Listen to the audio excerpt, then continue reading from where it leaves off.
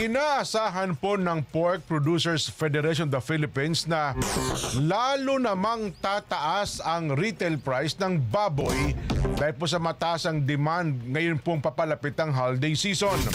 Sinabi po ng PPFP President Rolando Tambago na kahit bumaba ang farm gate price ng baboy, tataas ito ng hanggang 380 at 400 pesos. Nakarating na sa mga retailers. Ayun, 380 farm gate, aabot na po ng 400 sa retailers. Batay daw po sa monitoring ng DA sa mga pamilya sa Metro Manila, nasa pagitan daw po ng 260 at 370 kada kilo ang retail price ng kasim. Nasa pagitan naman ng 310 hanggang 400 ang kada kilo ng pork belly.